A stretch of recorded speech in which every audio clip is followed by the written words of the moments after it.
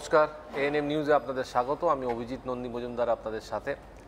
আজকে আমরা ভিন্ন বিষয় নিয়ে কথা বলবো, কিছু খেলাধুলো, কিছু রাজনীতি।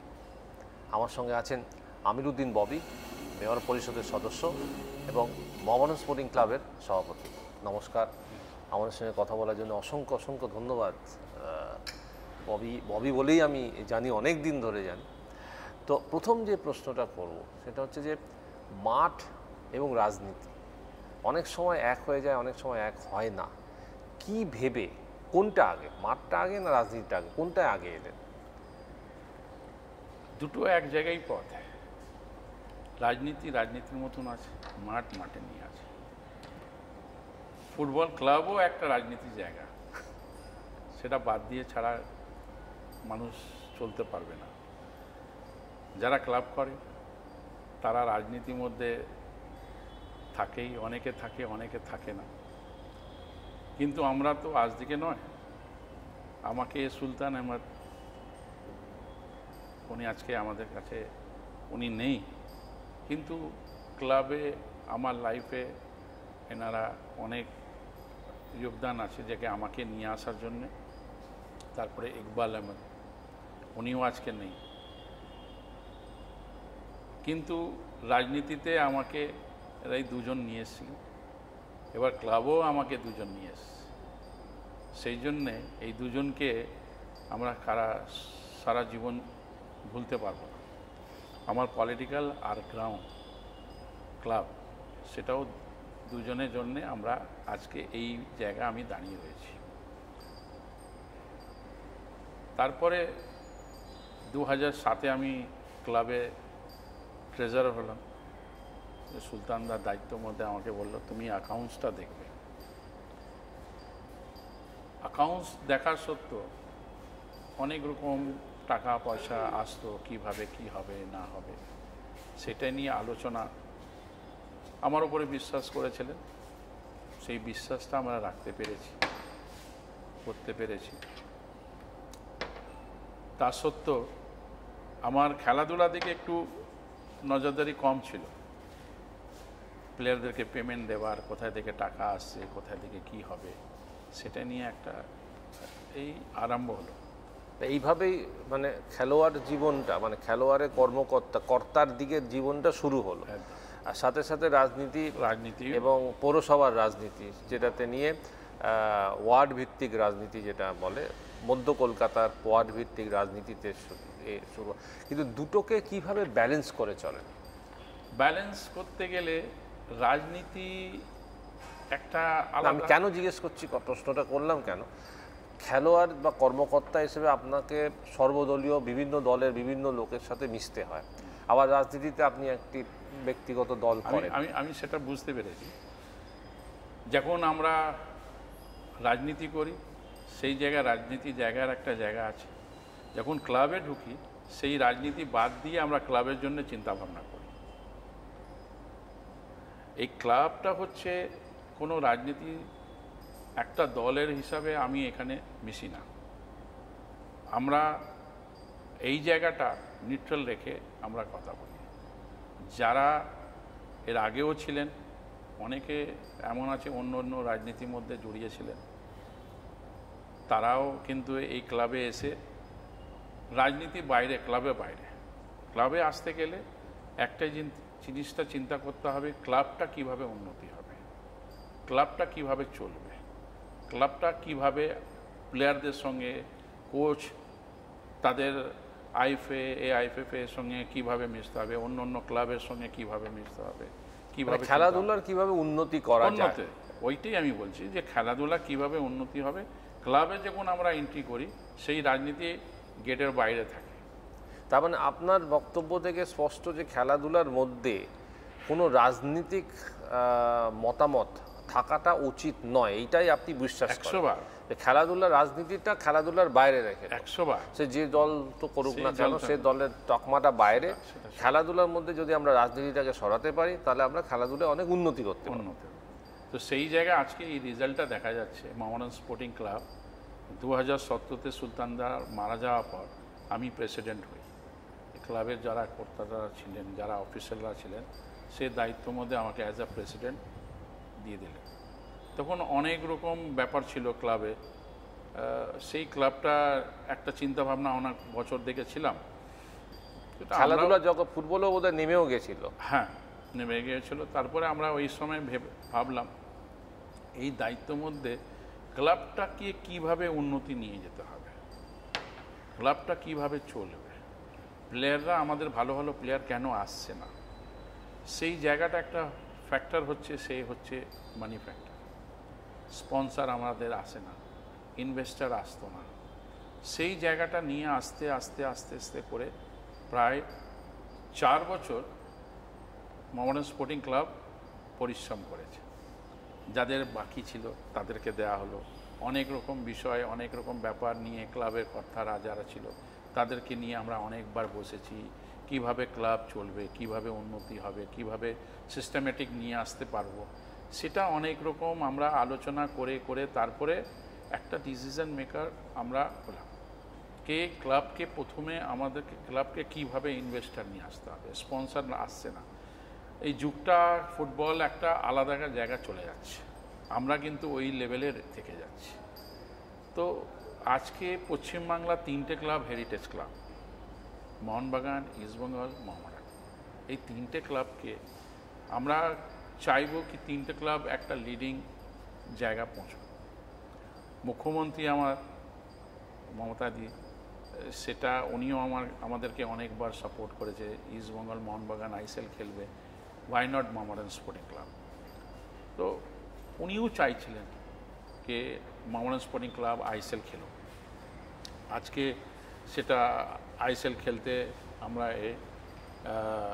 করতে পেরেছি।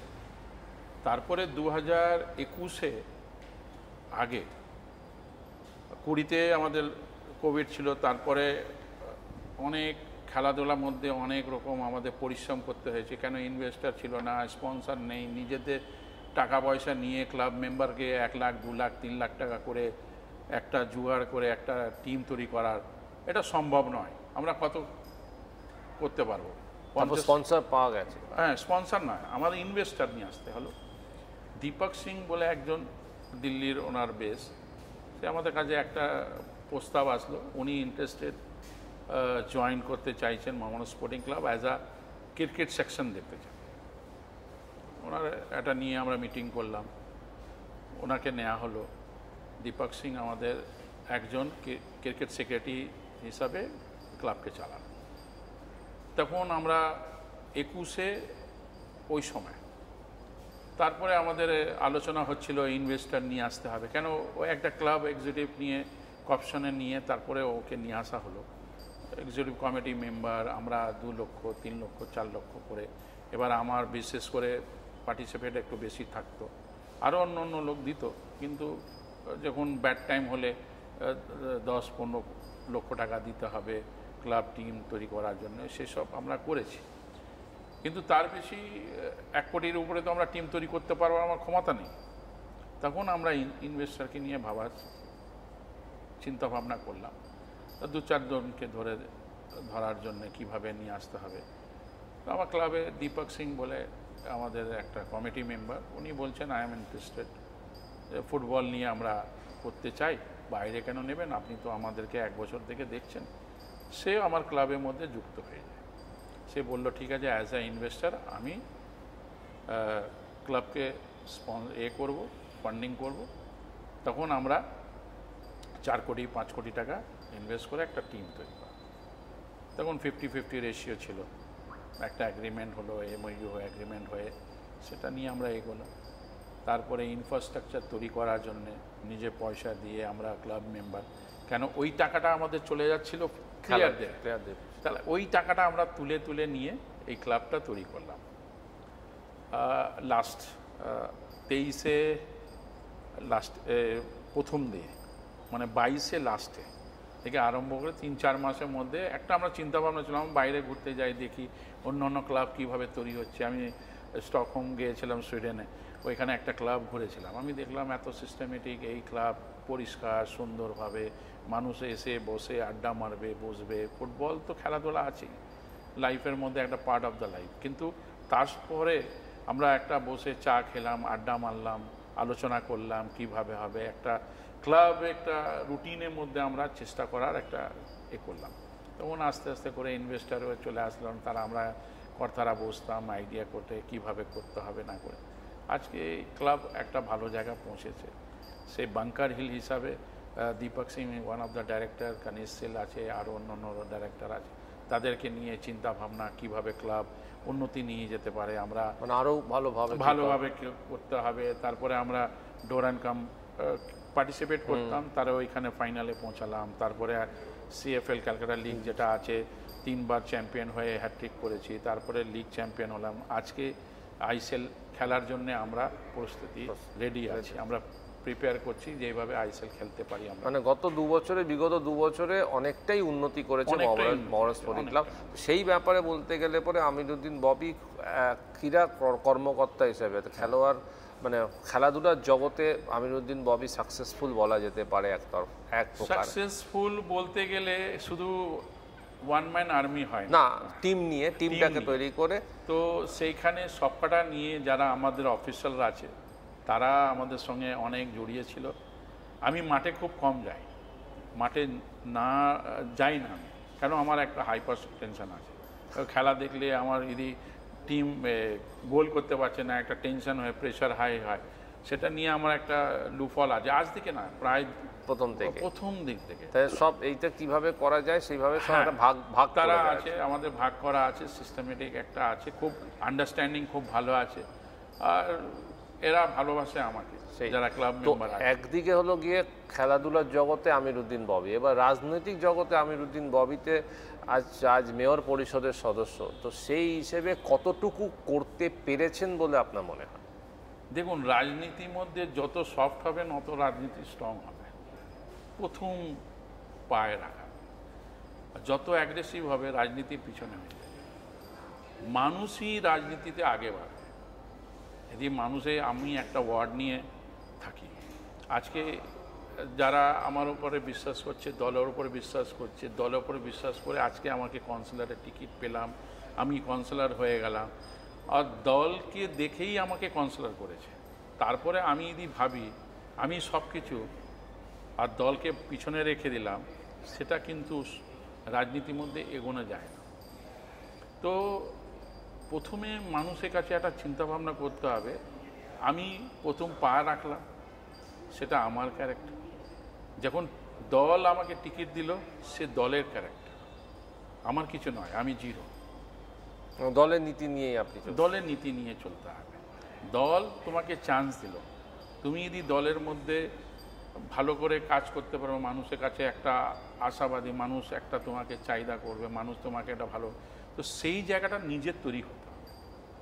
মানুষের উপকার করলে, মানুষের পাশে দাঁড়ালে, মানুষের জন্য কাজ করতে হবে, মানুষের সঙ্গে থাকতে হবে, মানুষের সঙ্গে মিশতে হবে, দুঃখ ভালো মন্দ খারাপ সারা জীবন মানুষের সঙ্গে জোড়া, সেটা করার চেষ্টা। ওটা কিন্তু এই মেয়র পরিষদ বাজার হিসেবে কি আপনি মনে করেন যতটা করতে চেয়েছিলেন ততটা করতে পেরেছেন? এটা তো দল বলবে।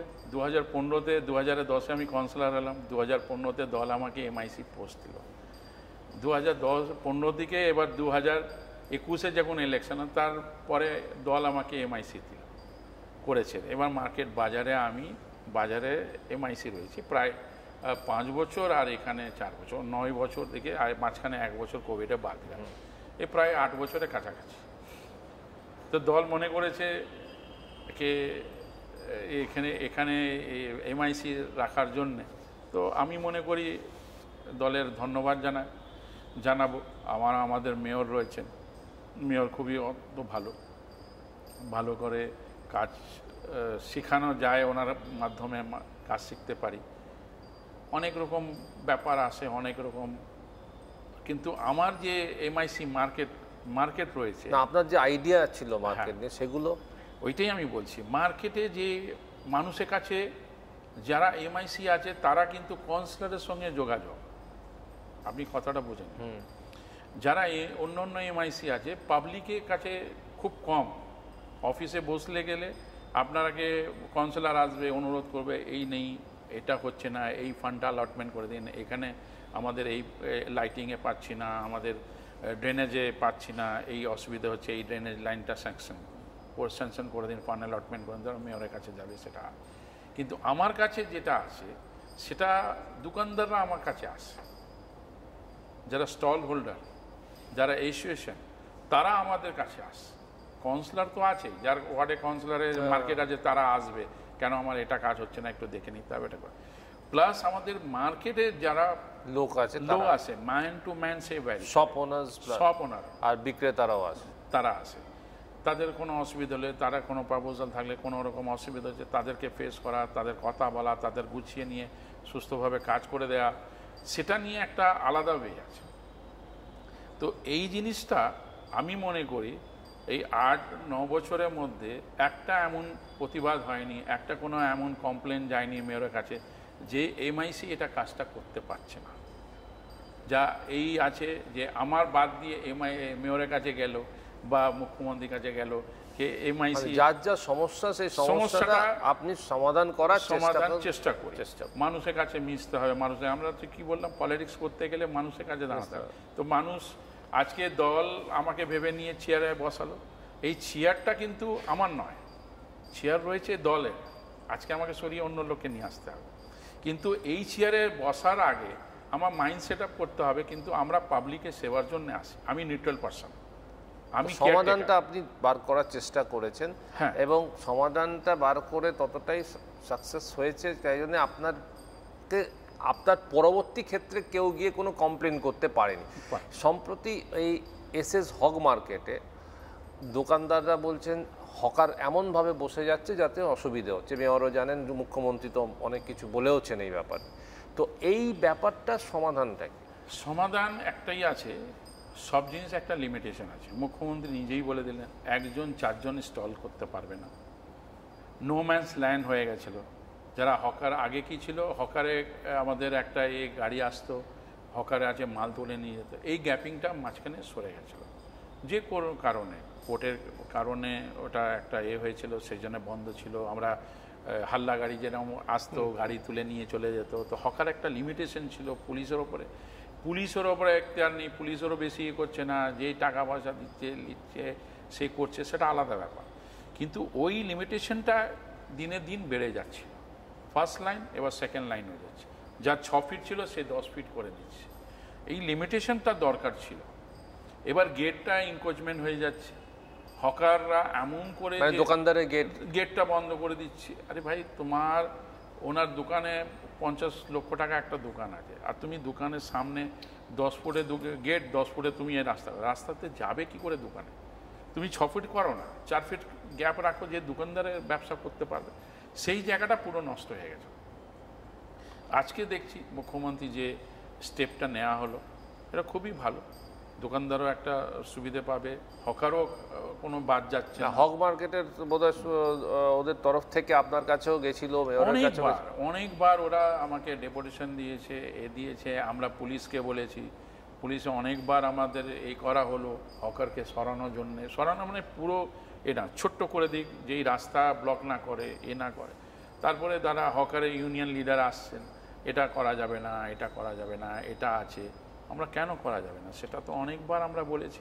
কি হকার থাকুক, এটা নিয়ে আমার দেখা দরকার নেই, কিন্তু হকার গিয়ে 10 ফুট রাস্তা বন্ধ করে দিচ্ছে, একটু রাস্তাটা ছোট করে। তো এটা হয়ে যেত, তারপরে 2 দিন পর এবার সেম কন্ডিশন, তাদেরকে আর কিছু করা যায়, এটা নজরদারি daily to daily, day to day করা যায়। সমস্যার সমাধানটা কি? সমস্যার সমাধান এখন মুখ্যমন্ত্রী যেভাবে স্টেপ নিচ্ছেন, আমার মনে হয় এই সমাধানটাই হতে পারবে। এই যে কমিটি তৈরি হয়ে গেল, মুখ্যমন্ত্রী নিজে স্টেপ দিয়ে, এখন হকাররা বুঝতে পারছে, যারা ইউনিয়ন লিডার আছে তারাও বুঝতে পারছে এটা কিন্তু অন্যায় হতো। 4 জন স্টল নিয়ে বসে আছে, ভাই তোমার পেট আছে, অন্য লোকের পেট আছে, তুমি 4 জনকে নিয়ে 4 জন একটা ভাড়াতে দিয়ে দিচ্ছে, একটা নিজে চালাচ্ছে, ওইখান থেকে টাকা আদায় করছে। তো সেই সব জিনিসটা অনেক ফ্লেক্সিবল একটা করার জন্য একটা গভর্নমেন্টের যে চেষ্টা, সেটা আমার মনে হয় এবার এই জিনিসটা খুব ভালোভাবে স্টেপ নেওয়া হচ্ছে। আমার মনে হয় এটা ঠিকই হবে। হকারকে দিদি বলে দিলেন কি হকার সরানো যাবে না, হকারকে এমন সিস্টেমের মধ্যে নিয়ে আসতে হবে যেটা আমাদের যা দায়িত্ব মধ্যে রয়েছে 5 জন, তারা দেখছেন, তারা করছেন, আর আমারও বিশ্বাস আছে, সবারই বিশ্বাস আছে এই গভর্নমেন্ট এই জিনিসটা করতে পারবে আর করছেই। শেষমেশ একটা জিনিস জিজ্ঞেস করবো ববি, সেটা হচ্ছে যে এই লিন্সেস street, new market, Firpo's market, এই পুরো মার্কেট, হক মার্কেট পুরোটা নিয়ে কলকাতার একটা বিশাল বড় মানে মার্কেট আর কি।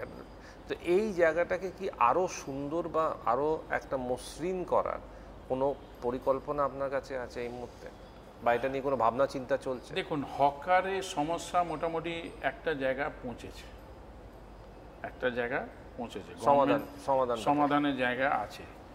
কিন্তু সাথে সাথে দিদি যেটা বলল, আমিও ওই মিটিংয়ে ছিলাম, দিদি যখন মিটিং ডেকেছিলেন, তাহলে ওই মিটিংয়ে আমার বলা উচিত নয়, এটা পার্সোনাল ভিউ আমার, এটা ব্যক্তিগত ভিউ, যে পার্কিং একটা বিশাল একটা সমস্যা আছে কলকাতা শহরে।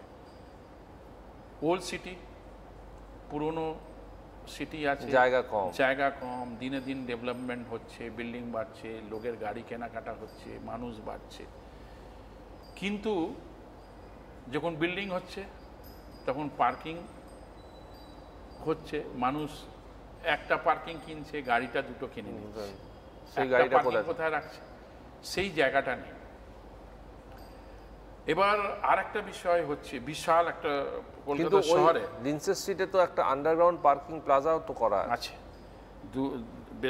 দুটো বেসমেন্ট পার্কিং আছে, সেই জায়গাটা আমি পরে আসছি, ওটাও আমি বলবো, এটা আমার পার্সোনাল ভিউ, আমি এটা দল হিসাবে, এমআইসি হিসাবে বা কোনো রকম ওই জায়গাটা নিয়ে চিন্তা ভাবনা করতে গিয়ে এটা আমার অনুরোধ গভর্নমেন্টকে, বা এটা আমার পার্সোনাল ওয়েতে আমি এই কারণে বলছি, আপনার মাধ্যমে, এই চ্যানেলের মাধ্যমে মানুষের কাছে একটা মেয়রের প্রপোজাল দিদিকে দিতে পারেন বা কিছু করতে পারেন।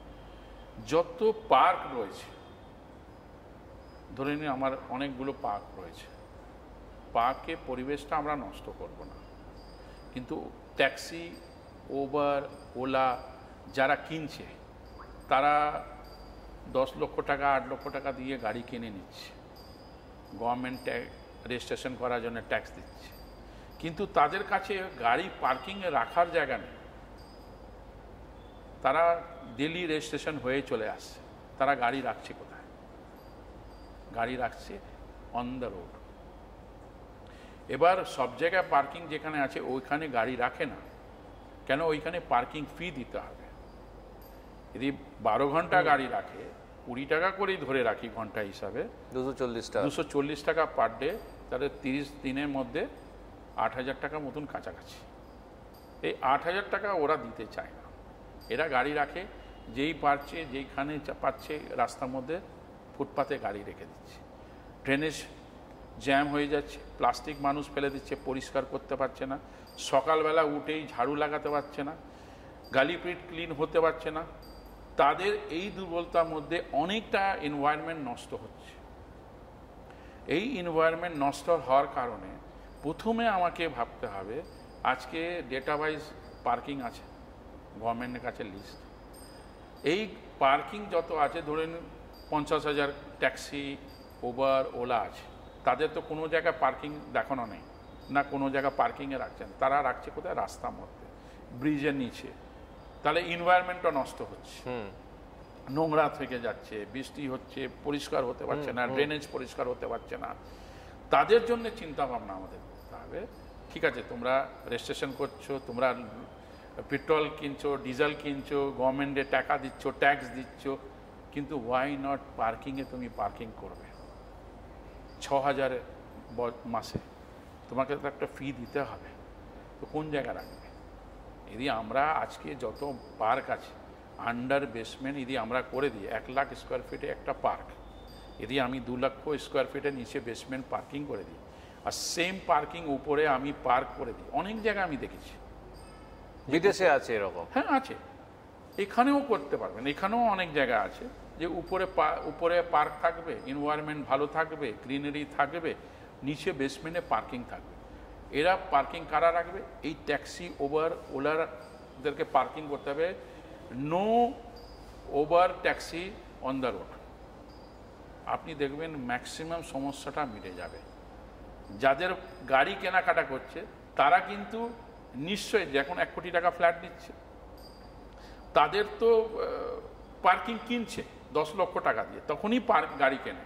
ভাই 10 লাখ টাকা আমি গাড়ি নেব, আমার তো নিজেই গাড়িটা সুস্থভাবে কিভাবে স্ক্র্যাচ নিয়ে পড়ে যায়, কিভাবে রাখবো, আমার নিজের চিন্তা ভাবনা। যেমন আমি কাপড় জামা পরি, ইস্ত্রি করব, এই করব, ধোয়া ধোয়ে রাখবো, আমি সেইভাবে গাড়িটা রাখবো চমচমাক করে। তাদের কোনো সমস্যা নেই, সমস্যা হচ্ছে এইখানে।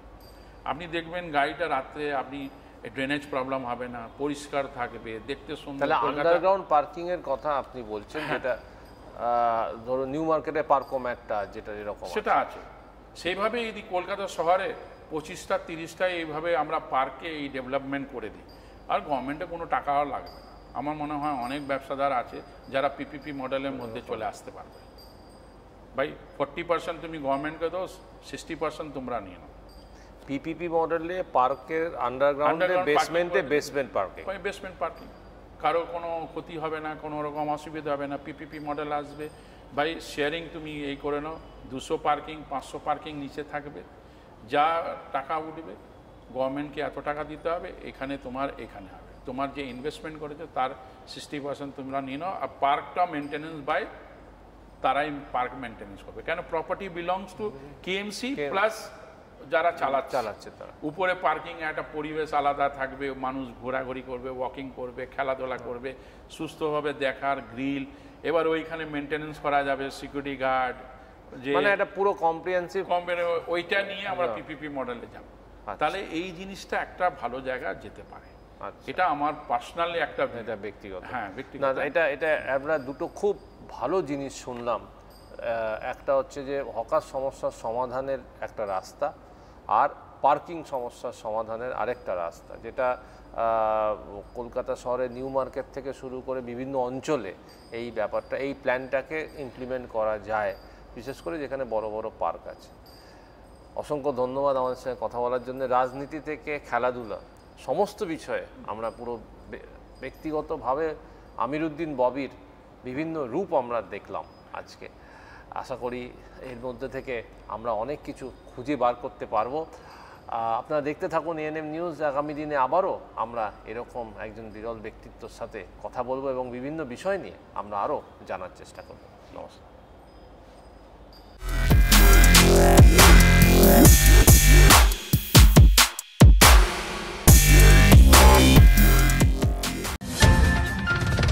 और खबरों के लिए सब्सक्राइब कीजिए एएनएम न्यूज़, बेल आइकन दबाकर रहिए सबसे आगे।